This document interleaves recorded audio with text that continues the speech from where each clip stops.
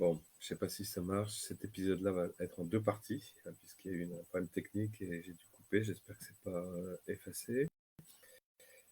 Alors, donc,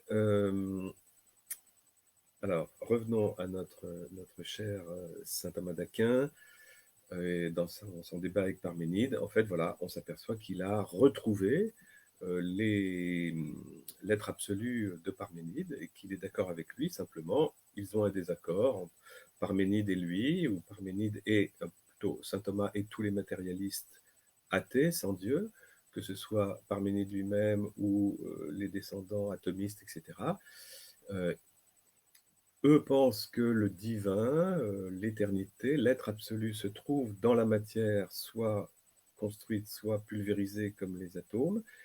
Et saint Thomas n'est pas d'accord. Pour lui, c'est le Dieu de la Bible qui est l'être absolu, le Dieu de la Bible et de Jésus-Christ. Et puis, nous découvrons, on avait découvert déjà depuis longtemps, Platon avait découvert qu'il y avait une autre manière de voir les choses, qui est celle des hindouistes qu'il a connus par le biais de l'orphisme, etc., qui, eux, ont une autre opinion, puisqu'ils disent « Ah non, c'est certainement pas la matière qui est l'être absolu, parce que pour nous, dans notre grande tradition moniste, c'est vraiment la matière, c'est le contraire, c'est le pire de tout. C'est soit une pure illusion qui n'existe pas, soit c'est eh bien, une prison pour le corps, comme dira Platon, comme disait déjà l'orphisme et toutes les gnoses de ce type. La matière, c'est la pire chose. Ce qui est l'être absolu, c'est le grand tout divin, un tout divin à peu près indifférencié, c'est-à-dire impersonnel, mais voilà, qui agit partout. Et d'ailleurs, nous, les êtres humains, les animaux, les plantes, nous sommes en fait des, des émanations de ce grand tout divin. Nous sommes nous-mêmes divins, des flammes de ce grand feu. Et si nous sommes à souffrir sur cette terre, eh bien, c'est certainement pour une punition. Voilà. Platon reprend ce principe orphique de punition, et vous vous rappelez, il va même jusqu'à dire que les femmes subissent une punition plus grave que les hommes, puisque ce sont, comme nous, des hommes spirituels dans le paradis du dieu de Platon, qui ont fait certainement une faute plus grave, puisqu'elles sont tombées dans un corps féminin qui connaît plus de souffrance apparemment que les corps masculins. Et puis alors après, on peut même tomber dans des corps d'animaux, et c'est comme ça que la théorie de l'âme qu'on a évoquée chez Platon s'élabore. Qu'est-ce que c'est que, selon Platon, mon âme? Eh bien, c'est mon homme spirituel, mon être spirituel, la divinité que je suis en réalité, la partie divine qui est tombée sur Terre. C'est l'aliénation, hein, l'aliénation dans la matière.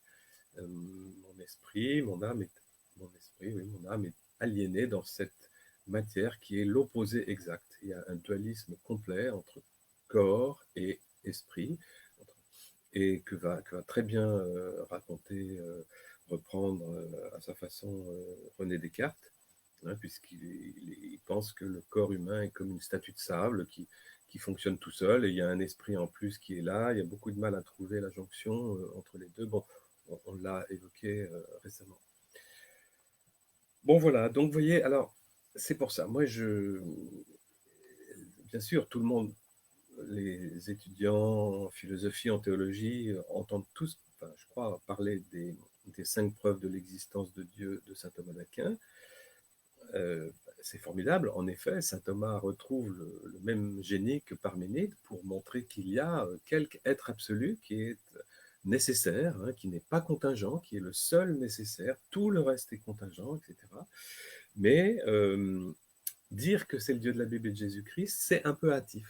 C'est un peu hâtif, on ne peut pas vraiment le démontrer. Ça pourrait être le Dieu de quelqu'un d'autre, ça pourrait être un autre Dieu, un autre profil de Dieu, etc.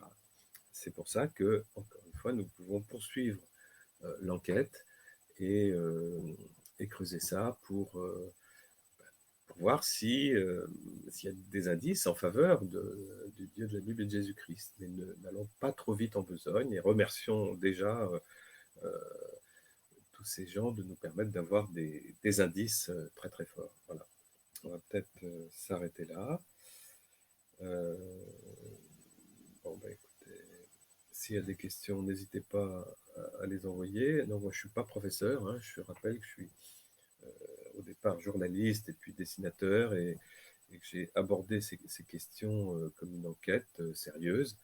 Euh, je ne connais pas tout, je me suis documenté encore une fois. J'ai beaucoup puisé chez euh, quelqu'un qui j'ai rendu hommage dans le numéro 30, qui est le professeur Claude Tresmontant, qui lui a vraiment été professeur voilà, de philosophie, qui a creusé la théologie. Il me semble que ce qu'il a trouvé est un véritable continent qui est encore à continuer d'explorer. Voilà, si ça intéresse d'aller lire ces livres ou de commencer par les bandes dessinées, voilà, c'est comme vous voudrez. Et on se dit à bientôt et merci pour votre attention.